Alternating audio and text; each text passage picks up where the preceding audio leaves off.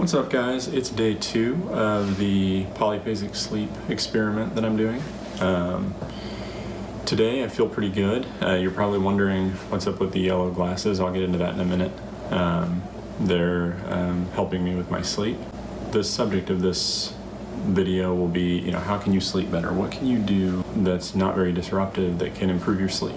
So some of these things are going to be pretty obvious. One is going to be, sleep in complete darkness if you can. Eliminate all of those little lights. I sleep in a completely dark room. We have light blocking curtains, so those really help. But some of the other things are things that you do leading up to your sleep. So those 2 hours before sleep, you should really be thinking about what you're doing to set yourself up for a good night of sleep.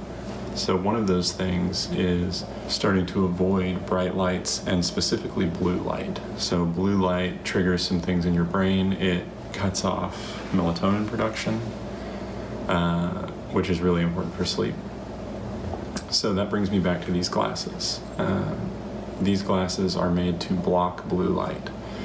So overall, when I'm wearing them, everything looks normal, but they block 95% of the blue light from getting to my eyes, which helps my melatonin production. Now, when you wake up in the morning, you wouldn't want to wear these because they're going to block the light that helps you to generate cortisol, which is important for staying awake. You can be exposed to red light, and it's not going to affect your sleep. Think campfire. So, hundreds of years ago, or thousands of years ago, people would have a campfire. That would be the only source of light before sleeping, and we have developed for that not to disrupt our sleep.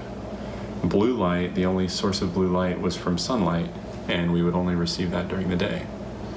So that was how our circadian rhythm was established, is based on when the sun would go up and when the sun would set.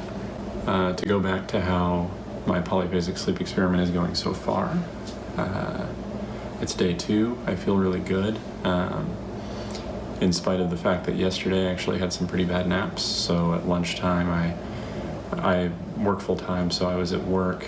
I had to go to the car to sleep, and I had forgotten to bring a pillow or a blanket or anything. So I was basically just curled up with my coat, trying to sleep. That didn't work very well. And then when I got home from work, I did my 3rd nap of the day, and again, I just didn't sleep well. I'm not sure what the problem was that time. I was in my bed, but I had just gotten home and said hi to the family, so maybe I was just, not ready to lay down and sleep. So one of the things I'm going to be working on today and in the future is really focusing on how I can get my naps better. I feel like my core sleep is pretty strong. That being said, last night, we think that my daughter has the flu, so I did wake up in the middle of my core sleep to take care of her. So that's something else I wanted to touch on, is if you're going to do a polyphasic sleep schedule, you really want to understand the stages of sleep and the natural progression of sleep throughout the night. One of those things is your REM sleep is typically at the end of about a 75-minute cycle. So you kind of have these 90-minute rotations that end in REM sleep. And the REM sleep is really important for feeling rested and refreshed. So I went to bed at 9 and woke up at 11 because my daughter was crying. Because of that, I would have only had, after getting her back to sleep about 10 minutes later, I would have only had an hour and 20 minutes of sleep. So I decided at that point that I needed to extend my core sleep by 30 minutes to make sure that I got that last REM cycle. I imagine if I hadn't done that, I would have woken up pretty groggy and not felt very good today. So I did do that. I made a minor modification to make up for that. Her waking up in the middle of the night is pretty rare, so I don't think it's going to be very disruptive to my sleep schedule. But since she's sick right now, it's kind of an exception.